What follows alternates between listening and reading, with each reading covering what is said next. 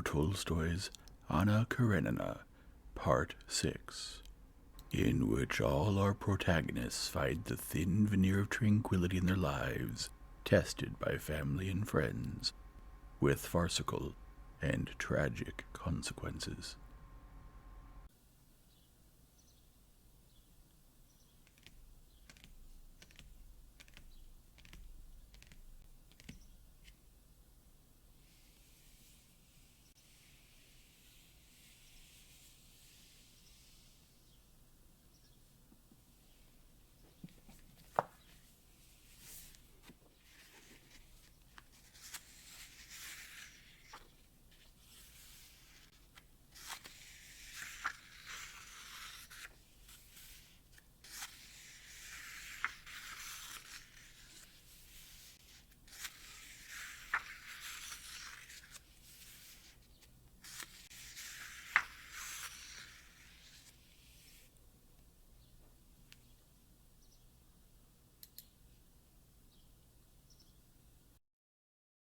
Chapter 12.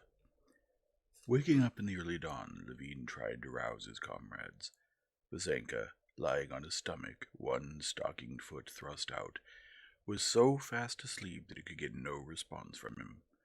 Oblonsky refused through the sleep to go so early. Even Laska, who slept curled up at the edge of the bay, got up reluctantly, lazily straightening and stretching her hind legs, first one and then the other. Levine put on his boots, took his gun, and carefully opening the creaking barn door, went out. The coachmen were sleeping by their carriages. The horses were dozing. Only one was lazily eating oats, scattering them all over the trough with its muzzle. It was still gray outside. "What are you doing up so early, dearie?" The mujik's old woman, stepping out of the cottage, addressed him amicably as a good old acquaintance. "Going hunting, auntie. Is this the way to the marsh?" "Straight through the backyards, past our threshing floor, my dear man, and then the hemp field. There's a footpath." Stepping carefully with her tanned bare feet, the old woman showed him to the fence of the threshing floor and opened it for him. "Straight on and you'll hit the marsh. Our boys took the horses there last night." Laska gaily ran ahead on the path. Levine followed her with a quick, light step, constantly glancing at the sky. He did not want the sun to come up before he reached the marsh, but the sun did not tarry. The moon, which was still shining when he set out, now merely gleamed like a bit of quicksilver. The morning star, which could not be missed earlier, now had to be looked for. The spots on the distant field, indistinct before, were now clearly visible. They were shocks of rye, still invisible without the sun's light, the dew on the tall, fragrant hemp, from which the heads had already been plucked, wetted Levine's legs and his blouse above the waist. In the transparent stillness of morning, the slightest sounds could be heard. A bee whizzed past Levine's ear like a bullet. He looked closer and saw another, and then a third. They all flew out from behind the wattle fence of the apiary and disappeared in the direction of the marsh. The path led him straight to the marsh. It could be recognized by the steam rising from it, thicker in some places, thinner in others, so that the sedge and some small willow bushes, like islands, wavered in the stream. At the edge of the marsh and the road, the boys and the mujiks who had spent the night with the horses all lay, having fallen asleep under their caftans before dawn. Not far from them, 3 hobbled horses moved about. One of them clanked its chains. Laska walked beside her master, looking about and asking to run ahead. As he walked past the sleeping mujiks and came up to the first marshy patch, Levine checked his caps and let the dog go. One of the horses, a sleek chestnut 2-year-old, saw the dog, shied, tossed its tail, and snorted. The others also became frightened, and splashing their hobbled legs in the water, their hoofs making a sound like clapping as they pulled them from the thick clay, began leaping their way out of the marsh. Laska stopped, looking mockingly at the horses and questioningly at Levine. Levine patted her and whistled for the signal to start. Laska ran with a gay and preoccupied air over the bog that yielded under her. Running into the marsh, Laska at once picked up, amidst the familiar smells of roots, marsh grass, rust, and the alien smell of horse dung, the bird smell spread all through the place, that same strong-smelling bird that excited her more than anything else.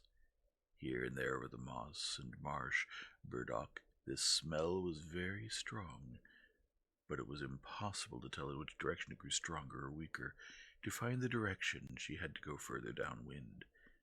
Not feeling her legs under her, moving at a tense gallop so that she could stop at each leap if necessary, Laska ran to the right, away from the morning breeze blowing from the east, and then turned upwind. Breathing in the air with flared nostrils, she sensed at once that there were not only tracks, but they themselves were there, and not one, but many. She slowed the speed of her run. They were there, but precisely where she was still unable to tell. She had already begun a circle to find a place when her master's voice suddenly distracted her. "Here, Laska," he said, pointing in a different direction. She paused briefly, as if to ask if it would not be better to finish what she had begun, but he repeated the order in an angry voice, pointing to a water-flooded, hummocky spot where there could not be anything. She obeyed him, pretending to search in order to give him pleasure, ran all over the hummocks, and then went back to the former place, and immediately sensed them again. Now, when he was not hindering her, she knew what to do, and, not looking where she put her feet, stumbling in vexation over high hummocks in getting into the water, but managing with her strong, supple legs, she began the circle that would make everything clear to her. Their smell struck her more and more strongly, more and more distinctly, and suddenly became perfectly clear to her that one of them was there, behind that hummock, 5 steps away from her. She stopped, and her whole body froze. On her short legs she could see nothing ahead of her, but she knew from the smell that it was sitting no more than 5 steps away. She stood, sensing it more and more, and delighting in the anticipation. Her tense tail was extended, and only its very tip twitched. Her mouth was slightly open, her ears pricked up a little. One ear had got folded back as she ran, and she was breathing heavily, but cautiously, and still more cautiously she turned with her eyes, more than her head, to look at her master. He, with his usual face, but with his ever terrible eyes, was coming, stumbling over hummocks, and extremely slowly, as it seemed to her. It seemed to her that he was moving slowly, yet he was running. Noticing the special way Laska was searching, pressed flat to the ground, as if raking it with her hind legs in big strides, and with her mouth slightly open, Levin understood that she was after great snipe, and praying to God in his heart that he would be successful, especially with the first bird, he ran to her. Coming right up to her, he began looking in front of him from his height, and saw with his eyes what she had seen with her nose. In a space between 2 hummocks, close to one of them, he made out a great snipe. It was listening, its head turned. Then, fluffing its wings slightly and folding them again, it wagged its behind clumsily and disappeared round the corner. "Flush it! Flush it!" cried Levin, nudging Laska from behind. "But I can't flush anything," thought Laska. "Where will I flush it from? I can sense them from here, but if I move forward I won't be able to tell where they are, or what they are." Yet here he was nudging her with his knee and saying in an excited whisper, "Flush it, Lasoshka, flush it." "Well, if that's what he wants, I'll do it, but I can't answer for myself any more," she thought, and tore forward at full speed between the hummocks. She no longer smelled anything, but only saw and heard, without understanding anything. 10 steps from the former place, with a thick creech and the swelling noise of wings peculiar to its kind, a single great snipe flew up, and following a shot it plopped down heavily, its white breast against the wet bog. Another did not wait, but flew up behind Levin without the dog. When Levin turned to it, it was already far away, but the shot reached it.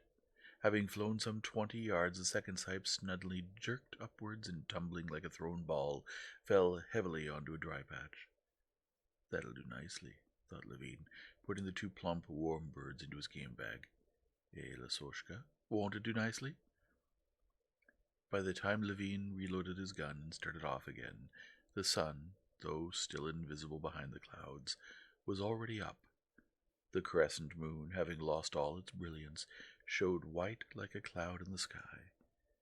There was no longer a single star to be seen. The marshy patches, silver with dew earlier, now became golden. The rustiness turned to amber. The blue of the grass changed to yellowish green. Little marsh birds pottered by the brook, in bushes glistening with dew and casting long shadows. A hawk woke up and sat on a haystack, turning its head from side to side, looking with displeasure at the marsh. Jackdaws flew into the fields, and a barefoot boy was already driving the horses towards an old man who had got up from under his caftan and was scratching himself. Smoke from the shooting, like milk, spread white over the green grass. One of the boys came running to Levin. "Uncle, there were ducks here yesterday," he cried to him and followed him at a distance. And in the sight of this boy, who expressed his approval, Levin took a double pleasure in straightway killing 3 more snipe, one after the other.